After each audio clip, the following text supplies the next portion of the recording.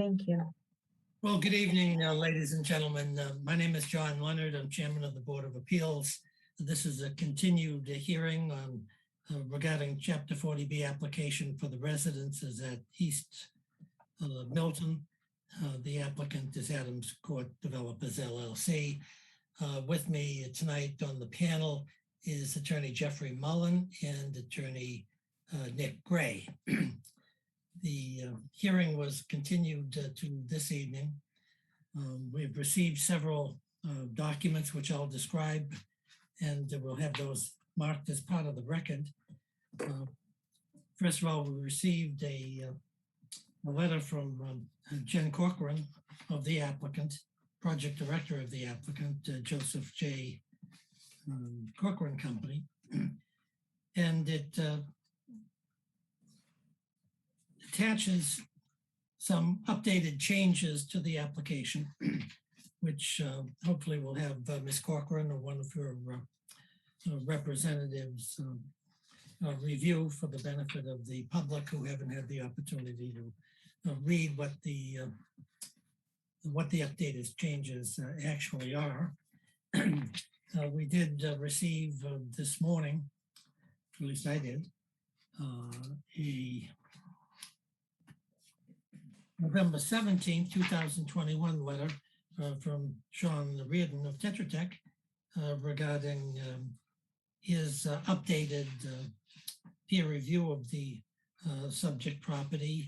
This particular review is in 18 pages and is very detailed. We also, we thank Mr. Reardon for not only his technically precise report, but also being able to join us this evening.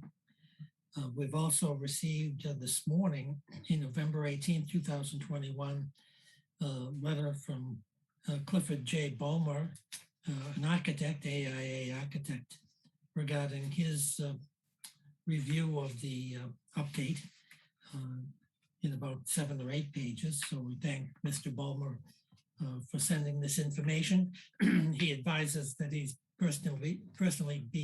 is unable to be present tonight. We did receive a letter from Susan Pratt, a professional engineer, project manager of McKenzie Engineering Group, regarding the groundwater issues. We thank her for sending that information in.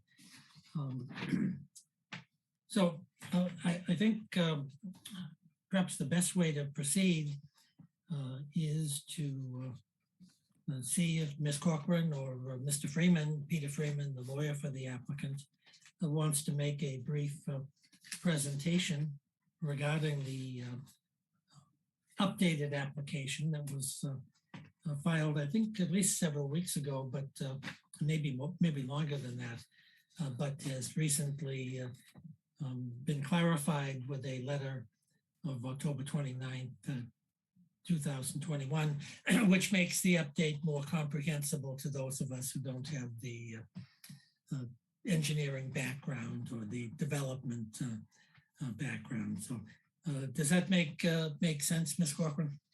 Certainly, yeah. We have a brief presentation, which I would be happy to get going on if everyone's ready.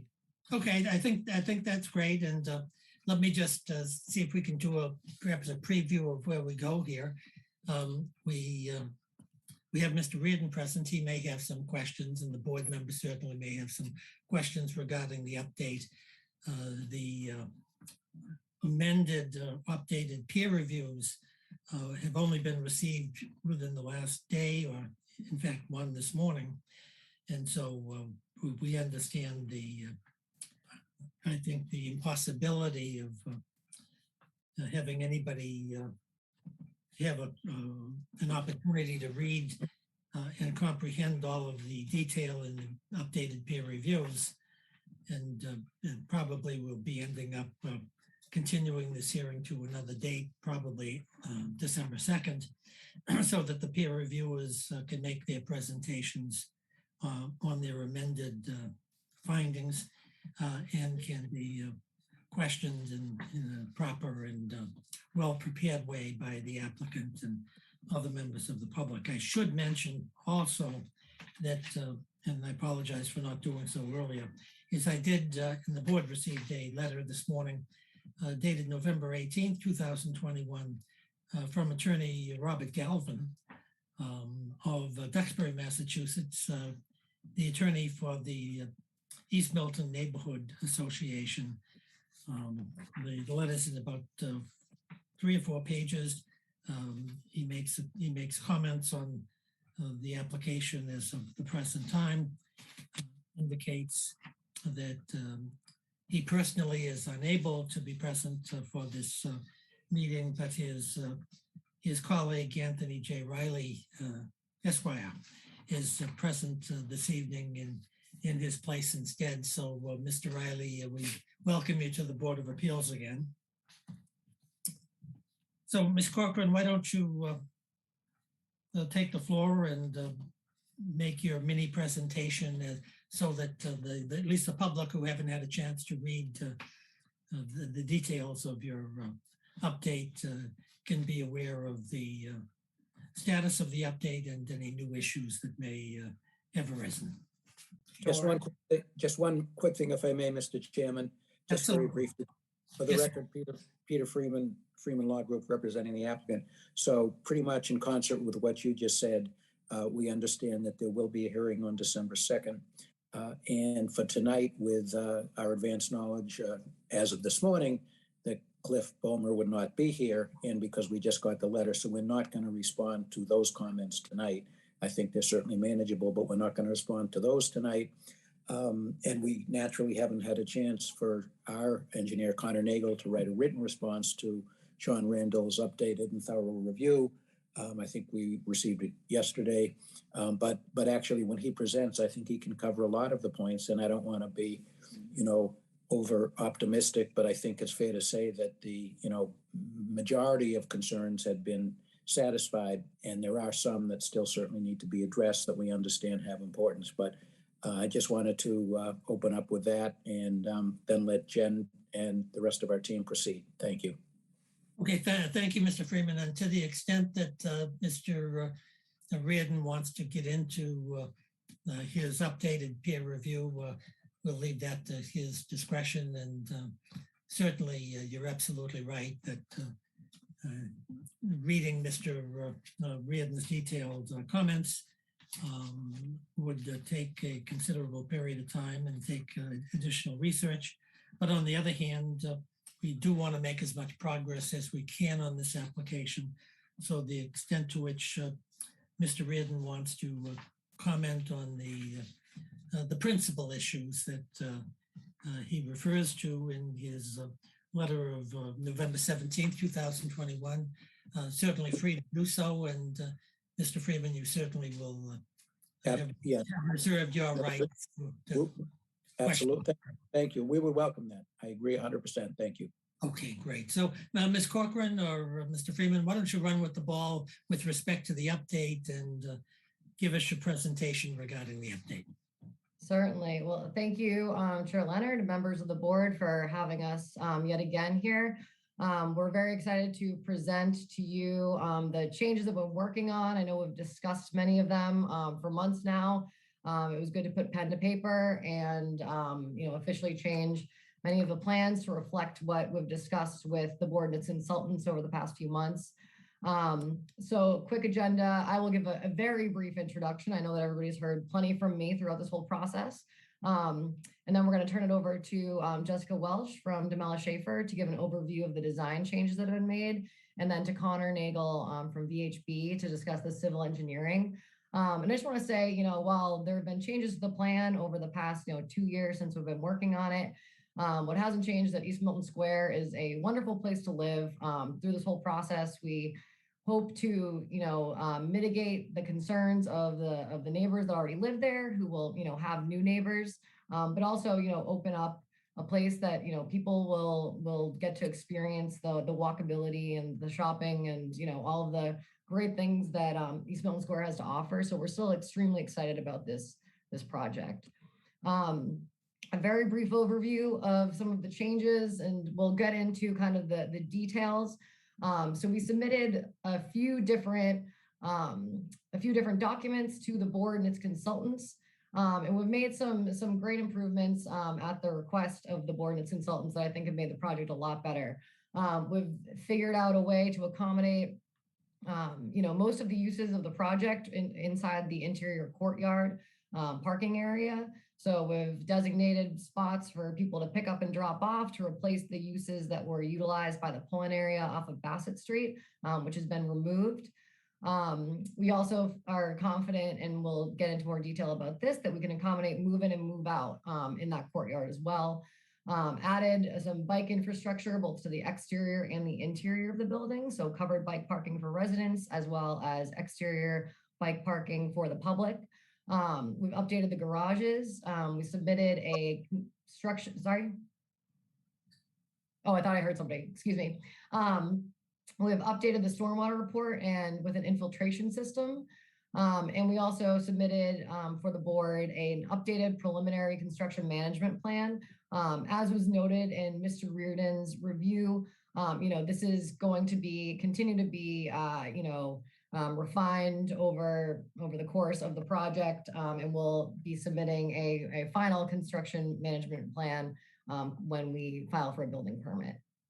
So the broad strokes, the total unit count has gone down by 6 units.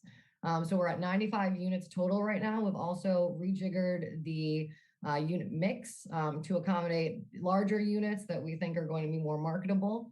The parking count has gone down by 6 spaces as well. So we're at 107, but we're still at a 1.12 parking ratio. And that's all I've got. So we're going to turn things over to Jessica Welsh, who's going to go into more detail about the design changes that have been made. Good evening, everyone. Welcome to the Board of Appeals.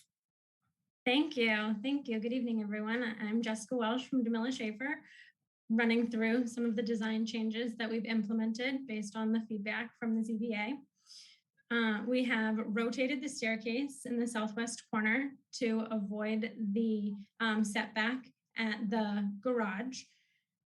We have located interior bike storage on the first floor adjacent to the mailroom. We have changed the parking layout and added some additional angled parking spaces. And we have completed, which you should have received, a turn analysis to confirm that this new layout does in fact work.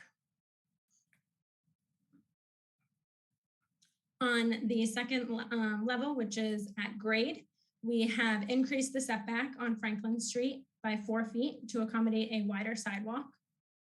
And we have redesigned the courtyard parking spaces. We've included a zip car space.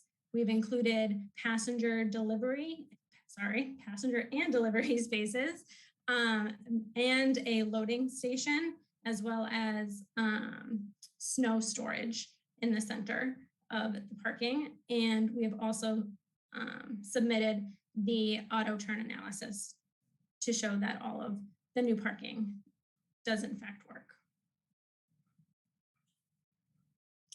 And we've also confirmed that we can fit moving vehicles underneath the parking access to be able to get to the courtyard parking for those loading vehicles that we have provided spaces for in the courtyard.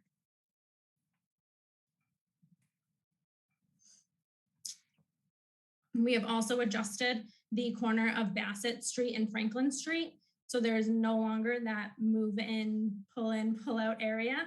It's definitely a more pedestrian friendly space for when you have your residents entering the building and for the adjacent neighbors. So there's less congestion in the area.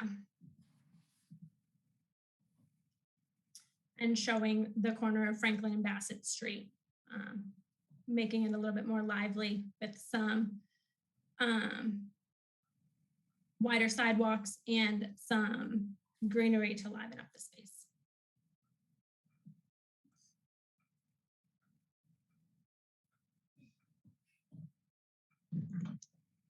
So I guess it's over to me. For the record, again, Connor Nagel with VHB, civil engineer for I'm the sorry, project. Mr. Nagel. Can you hold on 1 second? Certainly. So we have some continuity here. Ms. Welsh, I think, surprised us with her abrupt ending. Let's see if we have any members who are present who have any questions of either Jen Corcoran with her mini or Ms. Welsh regarding her presentation. Mr. Mullen, do you have any questions of Ms. Welsh? Or no questions right now, John. Thank you. Okay, how about Nick Gray? Not at this time, thanks. All righty. Mr. Riley, do you have any questions of Ms. Welsh, or do you want to defer until Mr. Bob Galvin is available? I don't have any at the moment. I know we're also joined by Susan Spratt from McKenzie Engineering. She might have some questions on the project. I'm not sure if she has any questions at this point, but I would defer to her as far as questions go. Okay, that's a great point, Ms. Spratt. Do you have any questions that you want to ask Ms. Welsh or Jen Corcoran at the present time? I think my questions relate to the sizes of the parking spaces in the garage level. I think Mr. Reardon from Tetra Tech had also commented that they appear to be small, and some of them are not, I should say, standard size. I think Sean could probably elaborate more on that, but they weren't really any dimensions on the plans per se. So I just would like to know if that is a confirmation that these are adequate size parking spaces in the garage level. Yes, they are. They're adequate. They are labeled for the compact size so that it's adequate per compact spot. And then the ones that are not labeled, those are the standard size parking spaces.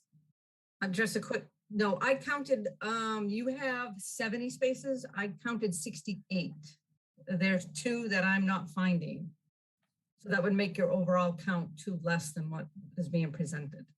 There's 2 parallel stalls near the staircase. Yeah. Oh, okay. Thank you. I missed them a couple times too. Great. Thank you. Okay. We just want to make note that we believe a 1.12 ratio is very small for a 40B project of this size. Okay. And John, just before we move on, I just want to make it clear. I don't share Jessica's opinions on the acceptability of the parking. So it's not just a question of whether you can get a car through the parking lot. You got to be able to get cars in and out of spaces. So we still have a lot of questions, a lot of concerns about the parking level. Okay, Sean, do you want to ask any questions of Ms. Welsh at the present time? Or no, I think what we really need is drawings labeled with aisle dimensions, parking dimensions. Some of the dimensions they provided are helpful, but don't speak really to the parking layout. So, it seemed like a lot of the sizes were pretty random. So I was having basically a whole slew of different parking sizes based on what I could read. I know the angled parking were 2 different sizes. Some of the compact stalls were different sizes. Certain stalls up on the upper level don't meet standard dimensions, but aren't called compact. So it would help to have the drawings clearly labeled. And I think we're on record as saying that, and at least they're making progress toward it. And we'd also like, again, too, to make sure the drawings are coordinated. So for example, the turning drawings that were done by Howard Stein Hudson don't show the same parking layout as this figure. They have 90-degree stalls down at the bottom of the sheet. So again, we've kind of been harping on this about drawing coordination and consistency, because really it makes it tough to figure out, well, what are they proposing when there are multiple drawings showing different things in the set. Okay, thank you. Thank you very much, Sean. Let's hear from Mr. Nagel now. Mr. Nagel, you've got the floor. Welcome to the Board of Appeals. Oh, Chair Leonard, if I could just address really quickly the coordination aspect on the garage level. Sure, so go ahead. The auto turn analysis was actually done prior to us changing the angle from the from the 90-degree parking to the angled parking, and we changed as a result of that analysis. So that's kind of why that was, just to address that. I get it, but Jen, just understand that when we have different drawings in the submittal package, we don't have the benefit of you telling us which one's important and which ones takes precedent. So, you know, it doesn't take much to update the drawings before they get submitted, just so they're consistent, because otherwise we don't know which one to look at. Yeah, we can do that for the next hearing. Thanks. Okay, great. Thanks, Mr. Freeman. Mr. Nagel, are you all set to make your presentation? Sure. Great. Welcome to the board. Thank you. Again, for the record, Connor Nagel, civil engineer with VHB. So the submittal included updated plans, minor updates, I guess, from a physical aspect on the site, minor but significant. We have provided on-site drop-off and on-site loading and unloading within the courtyard to address the concerns of those operations happening out on Bassett Street.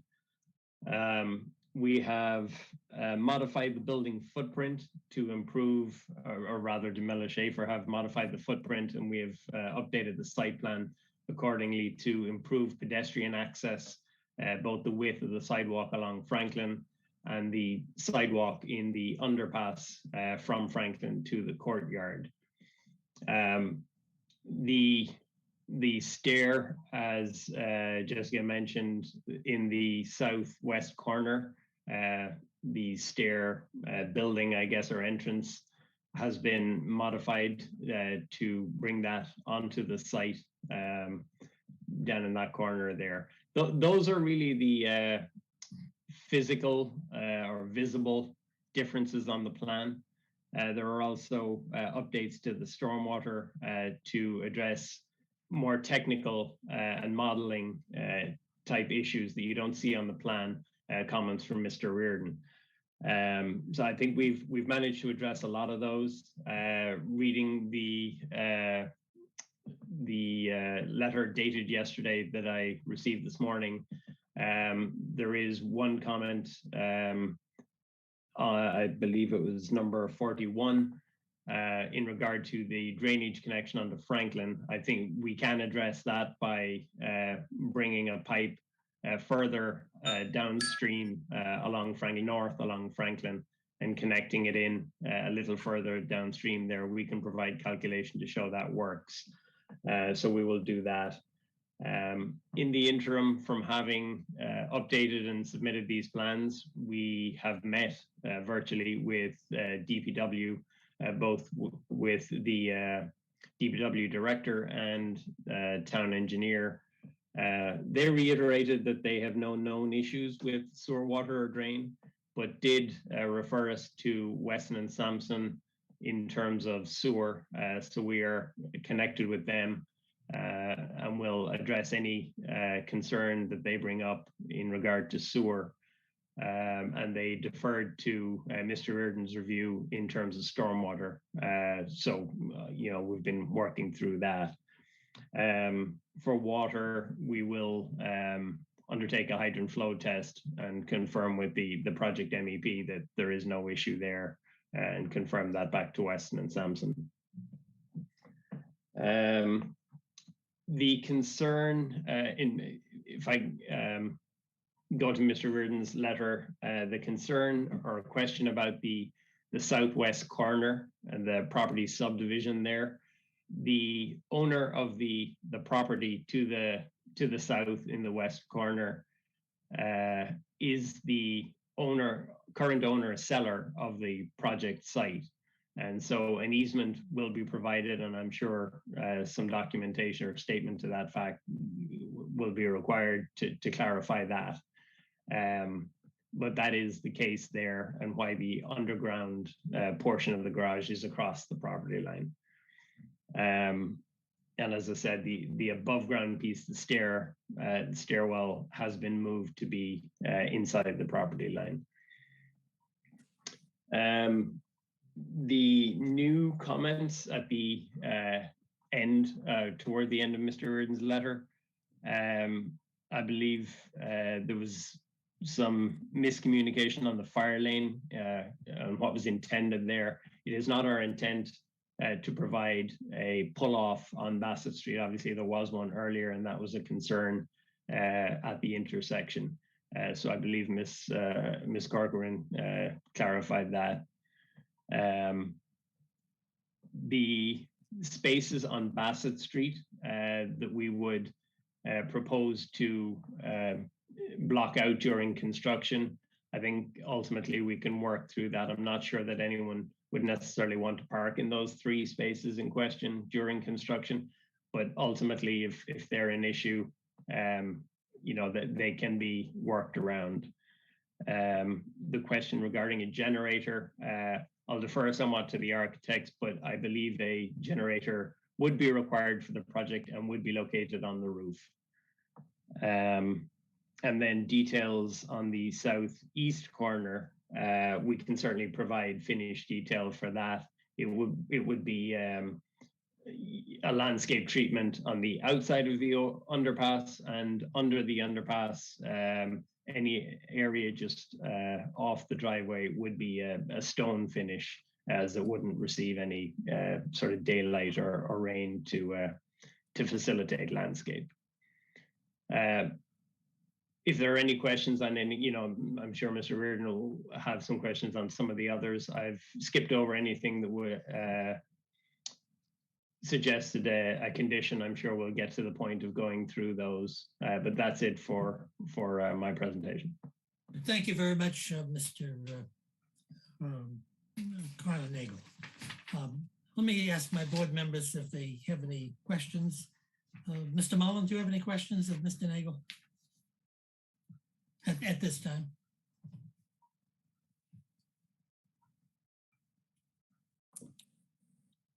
I'm sorry, Jeffrey, do you have any questions of Mr. Nagel? Okay, I presume he doesn't, but we'll come back to Jeffrey Mullen. Nick Gray, do you have any questions of Mr. Nagel? No, I don't. Thank you. Okay.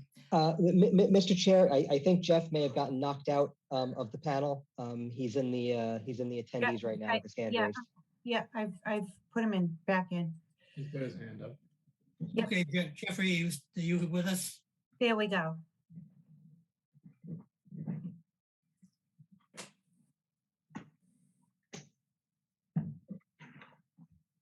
Jeffrey, are you there?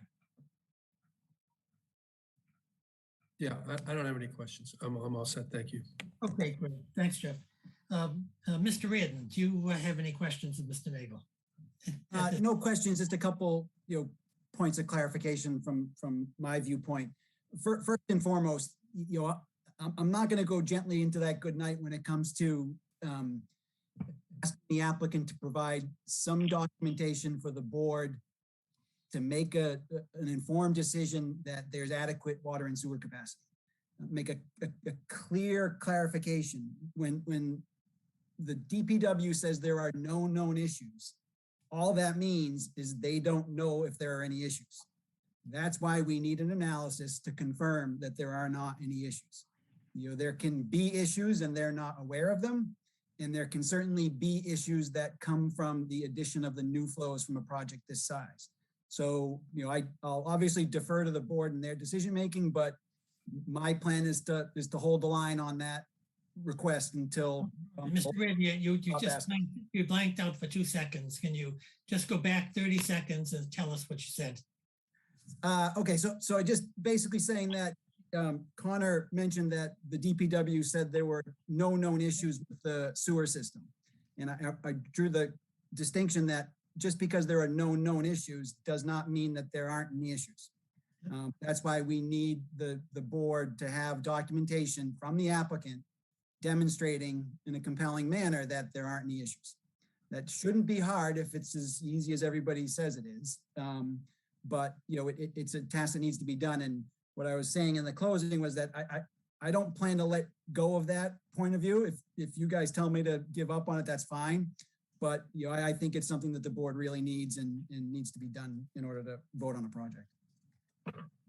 If I may, that I also said that we're working with Weston and Sampson, the DPW's on-call engineer for sewer and water, to confirm those points.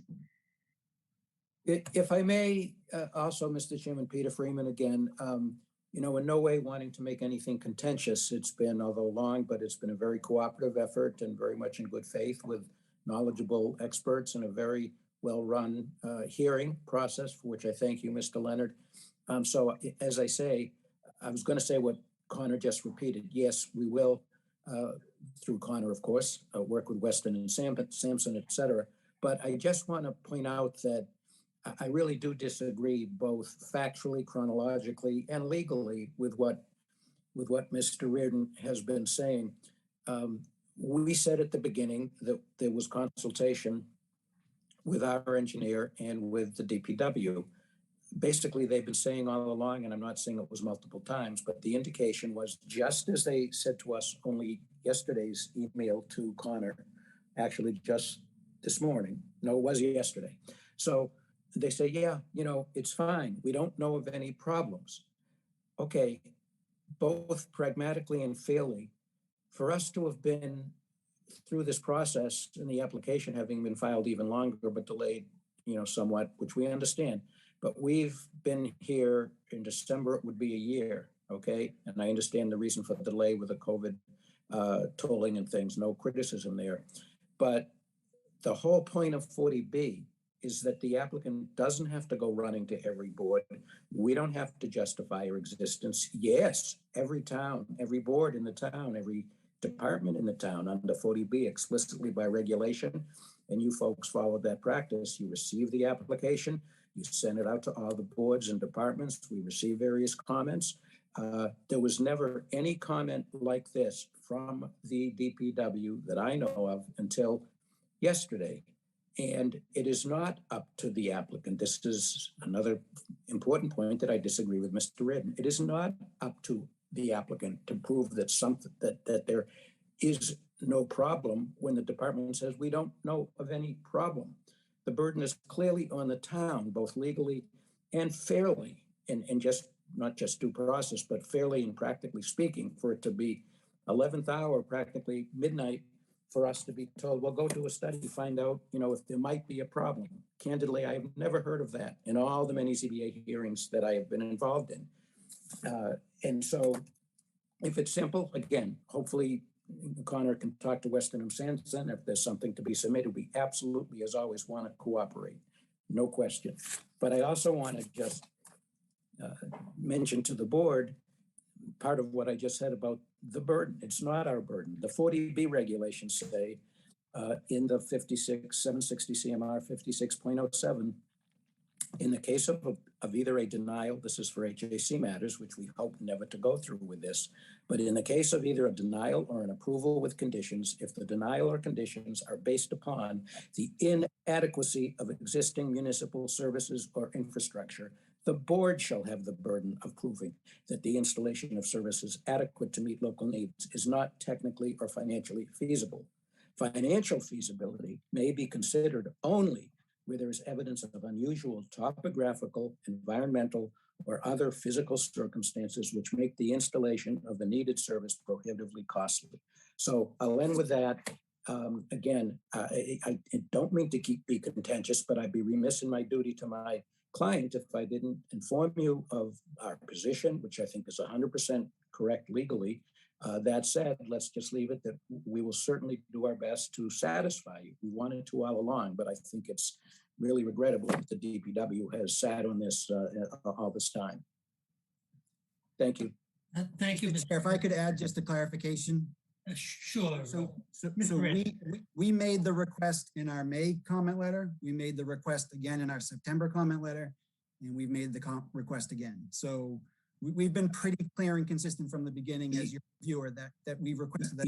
You absolutely have, but I absolutely, I'll say, let me strike that. I am 99% certain that both at the workshop and at previous earlier hearings that I have said, and I believe Mr. Nagel said, well, they told us it's fine. If they have any information that there's a problem, let us know. And I'm not trying to stand on ceremony in any way to say that, well, it's not our burden, I think legally that's correct, but it just seems very, very odd and totally out of line with my substantial experience with other towns that now they somehow want us to do the study. They have Weston and Sampson. They have every ability from their own records and knowledge to know whether they think there's a problem and what they should investigate. For us to take that on, I mean, it's the town's responsibility. I hope that Connor can, find something from Weston and Sampson, but it's just very strange that, all this time there's been no input from Weston and Sampson. Again, we're turning 40B on its head because the whole point is for us not to have to go running to every board and department in town. Thank you. Okay, thank you, Mr. Freeman, and thanks, Mr. Reardon, for your comments. Ms. Susan Spratt, do you have any comments about Mr. Nagel's presentation?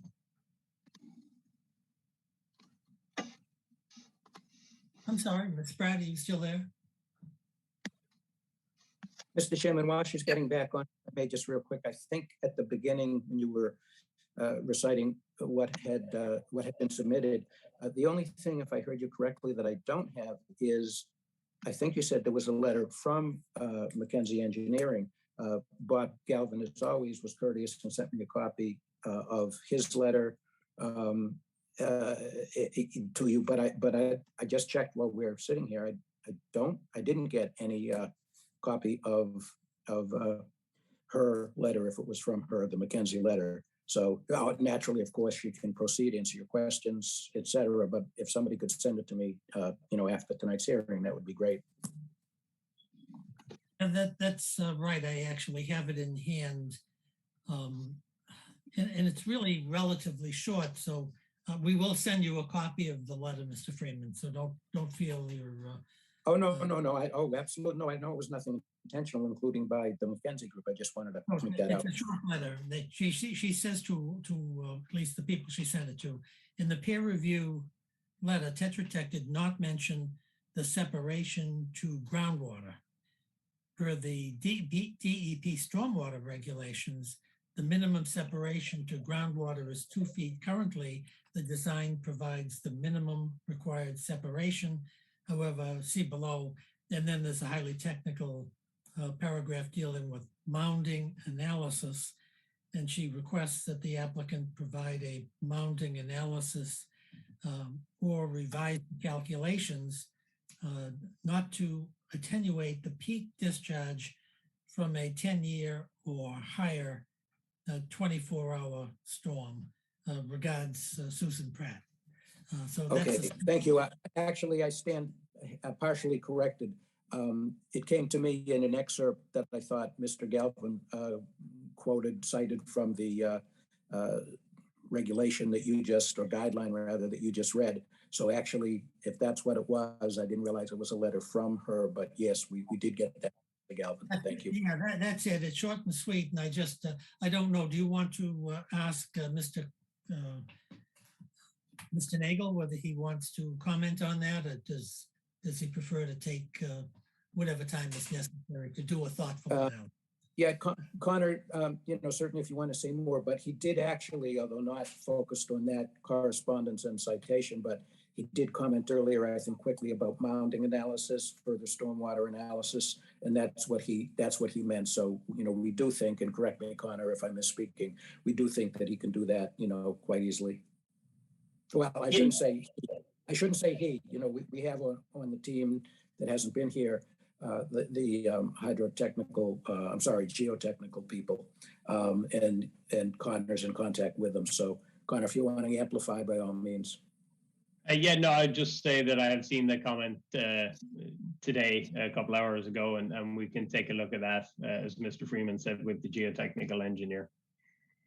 Okay, great, Mr. Nagel. Thank you very, very much. Mr. Chairman, this is Marina Fernandez, town engineer. I was wondering if at one point I would have a chance to make some comments to some of the comments that Mr. Freeman had just made about the conversation we had on last week.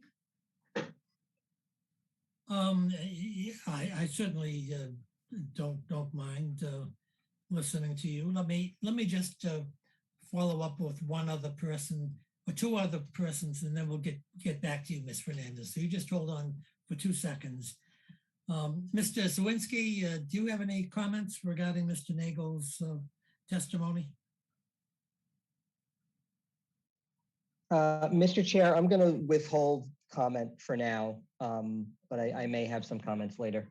Okay, that's fine. We understand that. And Mr. Anthony Riley, do you have any questions of Mr. Nagel, or do you want to defer on that opportunity? No questions. The neighborhood association, I mean, I'm not going to jump in the middle of a argument about who has the burden to prove what, but either way, we still have a lot of concerns about the water runoff in the Franklin Street issue. Obviously, that's not going to be resolved tonight, so I don't have any questions about it, but it's one of our issues that we've been worried about for a long time, and just want to see a final proposal so we can make a final comment on it. But that's for the future. So I'm good for now. Thank you. Okay, great. Thank you very, very much. Maria Fernandez, you wanted to be. Excuse me, Mr. Chairman, can I just add one thing to that little email that was sent by Mr. Galvin earlier about the groundwater separation? Yes, please. They did a filter analysis, and they didn't use the highest observed groundwater elevation that was in the boring report. So we calculate that they have less than 2 feet currently in the design. So that would have to be modified. And also, if they can provide clarification, it seems like the bottom of the garage in the architecturals is at elevation 31.5, but the bottom of this system is at 33.2. Are they independent? Is that like within the garage, outside of the garage? The details don't really go into really detail the system, and I'm a little confused as to, is it integral as part of the garage or is it an independent system outside of the garage? It is an independent system on the outside of the garage. Okay. So what assurances are you doing, since it's higher than the garage slab, to protect undermining of the slab by mounding or lateral movement of groundwater? That will all be detailed by the structural and geotechnical engineers as the CDs are developed. Okay. Good. Thank you very much. Ms. Fernandez, the town engineer, you wanted to be heard. Yes, I just want to reiterate the comment that thus far although we have said at the meeting before that we have no operational issue for sewer and drain for the area where this project is located. I just want to reiterate what Sean Reardon mentioned, that does not mean that there is current an issue or that the system, either because of structurability or capacity or design, it cannot handle the additional flow. Thus far, from my understanding is that study has not been made either for the water, neither for the sewer. So we are really looking forward to getting that information in order to make the determination if water and sewer service without disruption to the entire neighborhood or to the residents that will be coming in will be an issue. So I do look, and I hope that our conversation or, the fact that requests were made back in May and September weren't, or that the fact that there is no known issue, people misunderstood that to mean there is a green flag. So thank you. Well, could I just ask you one question, Ms. Fernandez, because this is outside of my expertise, if I have any expertise whatsoever. But what do you say about Mr. Freeman's comment that if there is no known issue, that it's the burden of the engineering department to have conducted whatever studies it needs to see that there is no issue, and it's not necessarily the applicant's burden to undertake studies to prove that there are no known operational issues. He says that's your responsibility and not his, if I understood him correctly. Do you want to respond to that? Yes, if I may, I'm not a lawyer, I'm an engineer. It's his prerogative to have that understanding of the law, but I respectfully disagree. I have been with the town for a little less than a year, but from my understanding is that all other or projects precedents, I would welcome him to find precedents that it wasn't on the developer burden to look at our drain and sewer system. Unfortunately, the town has not doesn't have a sewer or a drain model, which would allow for us to make at whim or more easy calculations in added flow and added capacity. So it does make it hard, and we do request field observations. There are many techniques out there that should be implemented to look at, to let us know, or even get a better feeling as whether or not we can handle the sewer and the system can handle the sewer without. Again, this is a health issue for the residents. We certainly don't want overflow on the streets. So it's an important issue. We don't take it lightly, and we are hoping to work with the applicant, and we are hoping that they will be able to answer those questions for us. But it's not on us it's not our burden to go and figure those things out. Let me, Mr. I don't want to get into tit for tat, but just one quick question, which is a sincere question, if I may, Mr. Chairman. Yes, go ahead, Mr. Freeman. What does Weston and Sampson do for you, and what studies have they provide you of these various infrastructure systems? So Weston Sampson, we have had 14 years of studies with them, and they will look at different areas at each one at a time. The town of Milton is very unique in its, and I'm talking about the sewer, and I'm talking about Weston Sampson. The town of Milton is a very unique town because it doesn't have 1 meter at the downstream portion of the town that captures all the flow. So what it does instead, it has a dozens or so of meters and connections to the MWRA system, which captures the sewer, and then it goes to the MWRA treatment plant to get it treated. So in that sense, it's a little bit more unique than the most communities. So what they do is they have prioritized our system and let us know which sewer areas are taking in the most infiltration. They're not looking at capacity for us, or because we have not had issues with sewer overflows, thankfully, in the town. So with that being said, they're really looking at how to make a system tighter, how to renovate and rehabilitate our system so we can keep an operational system for the entire town.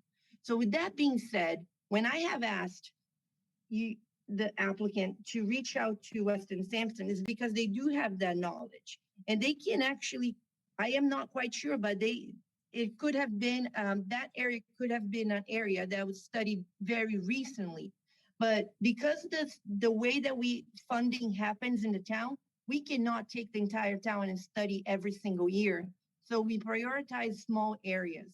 So the question is whether or not a very recent study has happened in that area that could provide you some indication if by any chance a meter has been installed at the bottom, just downstream of that area. But I feel like it's gonna get your engineers to a point to have a better understanding of a small sewer shed area, but still it's very important. And again, I'm sure that Mr. Nagel, VHB they know what they're doing, and they can come up with some scope that they can then show it to us and we can discuss.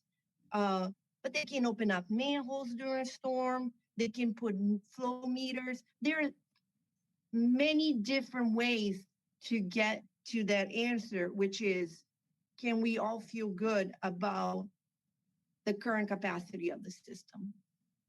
Okay, I really appreciate that. Thank you. Are And you Peter, if I could clarify too, I'm not expecting a involved study. I'm looking for just some documentation where currently there's a complete void. So, Marina talked about there's a lot of ways to skin this cat, and we'll leave it up to Connor to figure that out. But I'm not trying to push you down a path where we want months of analysis. I mean, this is like a 3 or 4 day exercise potentially. Okay, again, thank you for that. Yeah, and thanks for the clarification, Mr. Reardon. That's very helpful. Thank you. Thank you, Ms. Fernandez. We appreciate your participation. I think, let me ask Mr. Riley, do you have any questions as our last commentator here? No, we don't. Okay, great. Thank you very much. Bev, is there anybody else present who has their hand up and has questions? No, not right now. Okay. Mr. Chair, it's Judy Oh. Bear. Can I just speak briefly? Well, welcome, Judy. We're glad you could join us. Yes, I've been kind of sitting quietly in the wings here, just allowing this conversation to go on. Okay, you can speak. You don't have to speak briefly. Why don't you? Concision is my new art, Mr. Lynn. Nice to hear from you. I just want to make sure it's in the record that this is not an 11th hour issue. This has come up before and it hasn't been addressed. And that's why it keeps coming up, because it hasn't been addressed yet.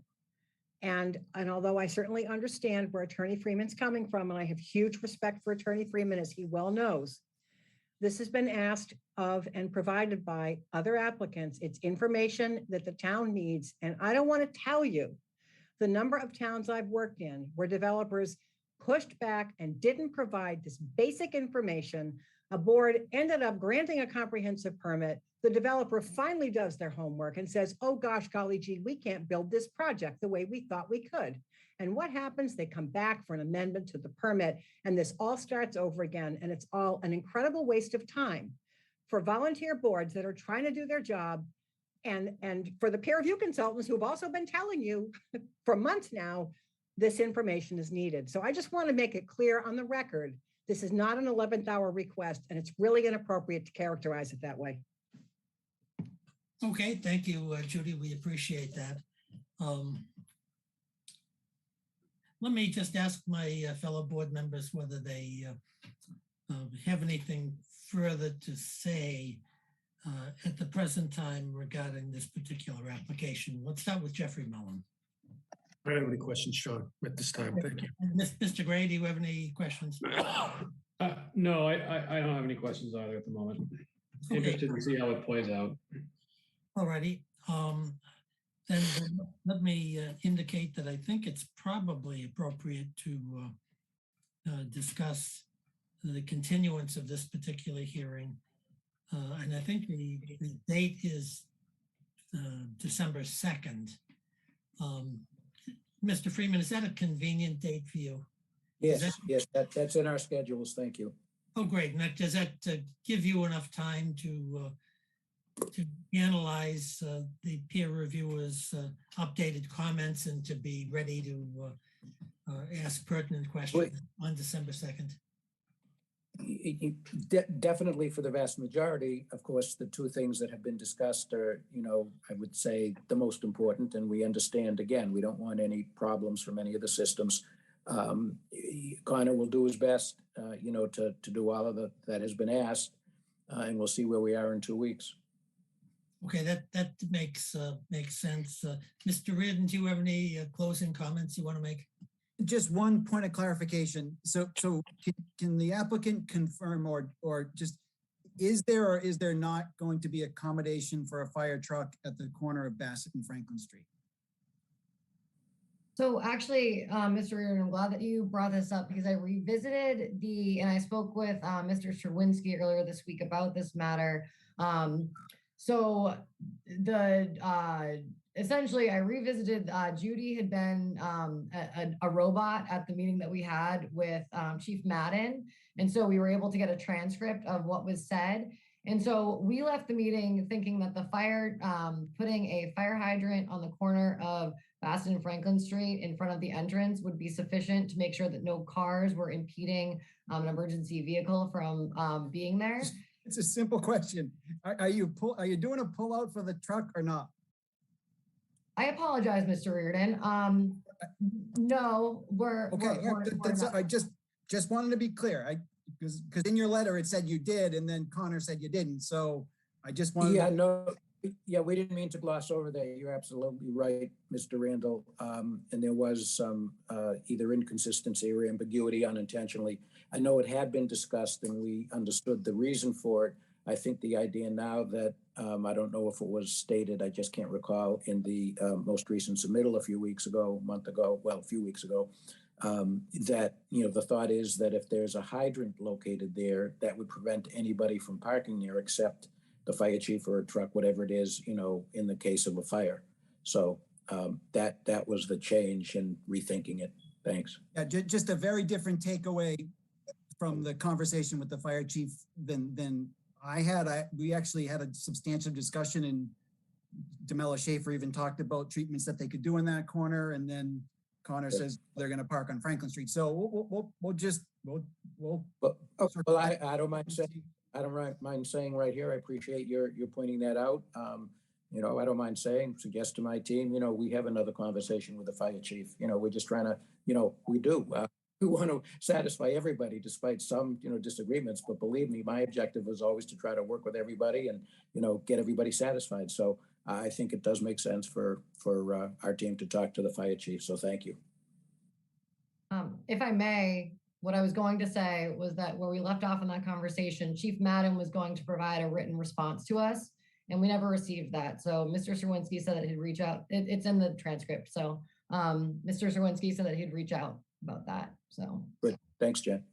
Great. Yeah, Mr. Chair, if I can ask the board's permission, if Jen and her team, myself and Sean can kind of get together and kind of figure out what the punch list is that we need on confirmation in terms of issues for the fire chief. I'd like to be able to, not have to walk away from meetings with different understandings, which happens. I understand that, but we'd like to be able to just kind of figure out what does Sean need, what does the applicant think we need, and just get all that in front of the fire chief, and hopefully have something for the next hearing. Yeah, that'd be very, not only be recommended, it'll be very, very helpful. And we look forward to the results of that conference. And Mr. Chair, I actually had one more question for the board.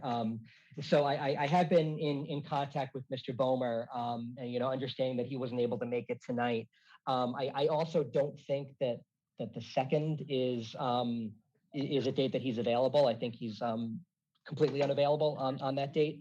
Not even having a conflict, he's just not around to be available for a meeting.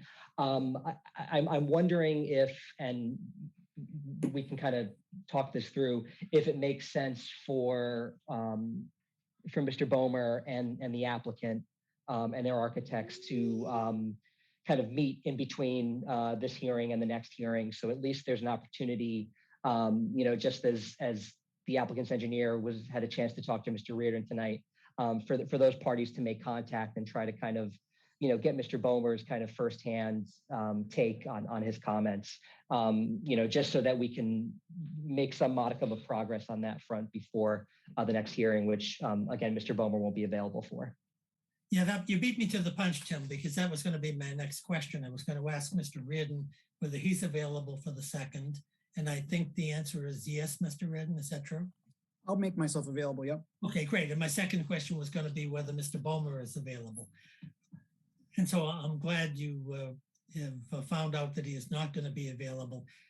And I think the board's position here is that between now and the 2nd, any good faith discussions, communications between the peer reviewers and the applicant would be not only appropriate, but really may be indispensable to try to keep this process moving.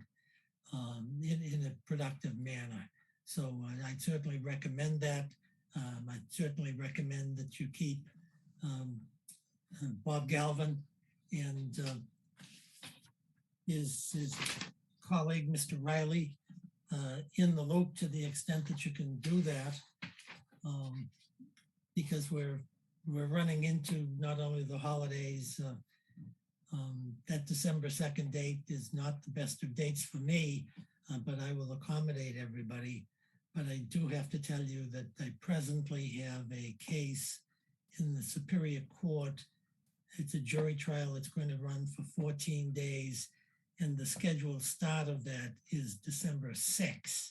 So I really would like to have as much progress that we could make before December 2nd, and then have that hearing so we can continue to push forward on this application. Mr. Chair, Yes, it's Judy again. Just so you know, I am not available on December 2nd, but I can speak with you before the meeting. And Tim, maybe you and Tim and I can just sort of get on the phone or on Zoom and have a conversation, because I don't want to hold you up, but I have another commitment I can't get out of that night. That's, I understand perfectly, and I have commitments after the 2nd that I can't get rid of, but it may very well be, knowing the COVID conditions of the Superior Court, that I won't know till the end of November whether that case is going to go forward. I'll let everyone know. But if perchance the court wants to try a 14-day trial bordering on the Christmas season, that would make life difficult for me personally. So does anybody else have anything to say here before we adjourn and move this, continue this hearing over to December 2nd at 7 p.m.? Okay, then we have a motion to move this hearing, continue it until December 2nd, 2021 at 7 p.m. All those in favor? Aye.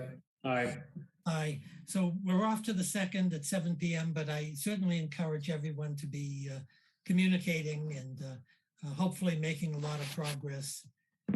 I think if we can get to a point where we can have disputed issues down to a finite number, that we can concentrate on those, and whether the board has to make those decisions, we'll make them if we have to. And likewise, if there are issues that appear insurmountable for whatever reason, whether some type of mediation or some type of communication can be made to perhaps try to break that, I'll call it disputed issues. But if not, that's our responsibility to hear the parties on those issues and to call the shots one way or the other. And we'll do it, but that's not the preferred analysis. So I want to really thank everybody for their cooperation tonight.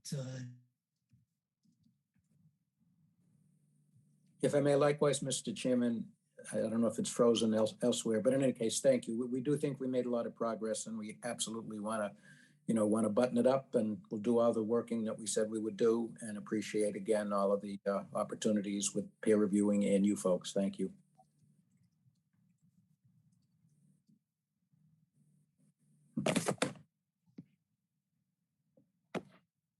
Bev, did you hear me?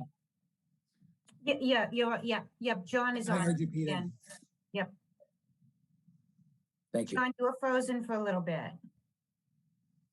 Oh, put you unmute. Yeah, unmute. Bev, you hear me? Yes, thank you. Yeah. My hope is to make as much progress as we can during this period of time, and try to reduce the major conflicts to defined issues so we can deal with them specifically and with some degree of dispatch. As I've said before, I think everyone here is very well intended. The experts are terrific. The peer reviewers are wonderful. Judy Barrett, without Judy, would be hopelessly lost. And I think there's room for a lot of cooperation here to get this project moved. And Mr. Galvin obviously has been very cooperative. So my hope is to get as much accomplished as we can. I think this may be a 7th or 8th meeting. I really don't want to go into 20 meetings and making marginal progress on major issues. I don't think that's in anyone's best interest. So I urge everyone to keep working in good faith as you're doing. Hopefully make a lot of progress before the 2nd. And I want to wish everyone a happy Thanksgiving on behalf of the Board of Appeals. And look forward to seeing everyone again on December 2nd. So if Thank you. We agree. thank you, Mr. Freeman. So if nobody has anything else to say, then I say happy Thanksgiving and see you on the 2nd. Thank you. Thank you. Good night. Very Good much. night. Yep. Good night. Thanks, Bev. Appreciate that.